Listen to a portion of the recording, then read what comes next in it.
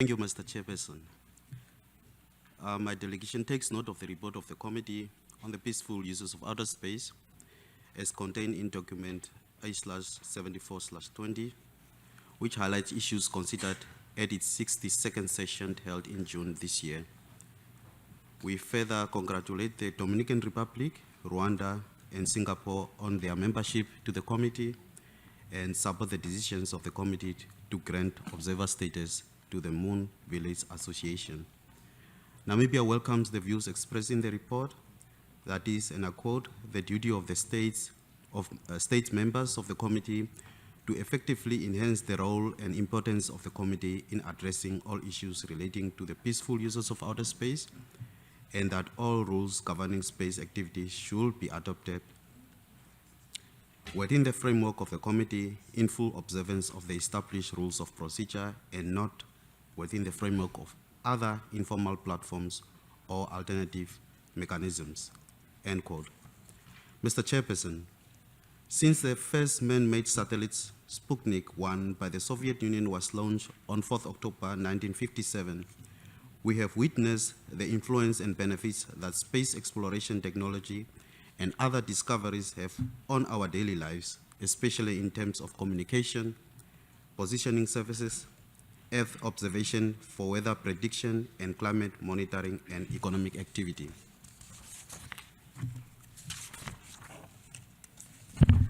Our outer space and other celestial bodies must continue to be regarded as the common heritage of humankind, and as such must be utilized for the benefit and interest of all. History has taught us that whenever there is war, there inevitably will be winners and losers. Most importantly, it brings misery to the lives of people. For this reason, and appreciating the benefits for all from peaceful uses of outer space, there should never be arms or weapons of any kind placed in outer space. Namibia sees the Space 2030 agenda and its implementation plan is as essential to realizing the promises of the 2030 Agenda for Sustainable Development, the Paris Agreement on Climate Change, and the Sendai Framework for Disaster Risk Reduction 2015 to 2030. Namibia, being cognizant of effects and events in outer space, such as solar flares, supernovas, neutrino fluxes, and even solar radiation, have on our planet, has partnered with various states with skills and capabilities in the area of space weather. In a world that is driven by electronic devices for communication, production technologies, and aviation, it is critical that information on space science be shared. Namibia is the proud host of the high-energy stereoscopic system, which is high-energy gamma-ray telescope located about 100 kilometers from Windhoek, the Namibian capital.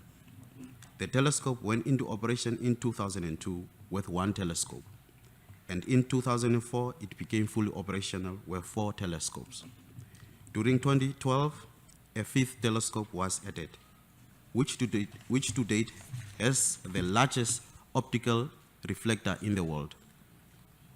This observatory is used by 260 scientists at 40 institutions spread over 13 different countries.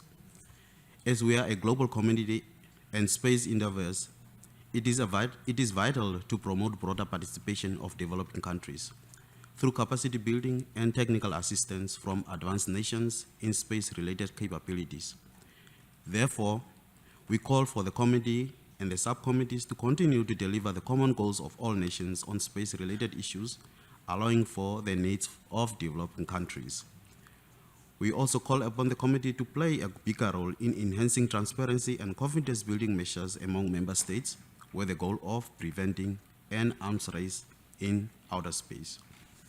In the Southern African Development Community, many countries in this region are collaborating to build capacity space, science, and technology. Namibia, by participating in these various science projects, is building institutional and human capabilities in high-performance computing, big data analytics, and artificial intelligence.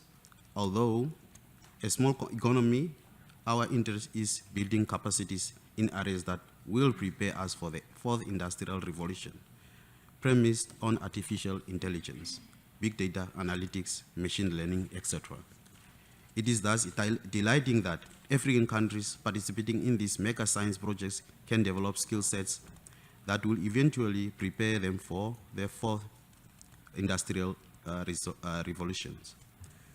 Some critical applications such as climate change, modeling, flow dynamics, and material science are some of the current research applications using these technologies. As a drought-prone country, Namibia experienced the worst drought and widespread flooding for the past 30 years. This has affected our crop production and food security.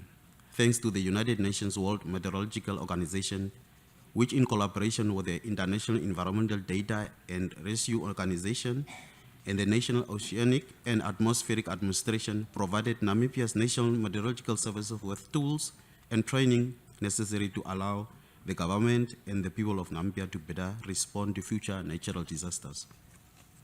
Namibia believes that as a global community, we have to join hands to use opportunities offered by these technologies to address challenges such as climate change, disease and health, and cybercrimes. New innovations are driven by strategic partnerships and free flow of knowledge and skills. Thus, it is our call that as nations, we should strengthen our relations in order to ensure benefits from these technological development benefits. As we continue to launch more space satellites into orbit, we should consider space debris mitigation measures to prevent future challenges of outer space activities. We therefore urge all member states to comply with space debris mitigation guidelines of the committee under General Assembly Resolution 62/217. Finally, Mr. Chairperson, it is our belief that space science and technology offers many opportunities to the world, but it will require strong cooperation, sharing and cooperation among various states, including instruments that are put in place to manage the use of these technologies for the benefits of all nations. I thank you.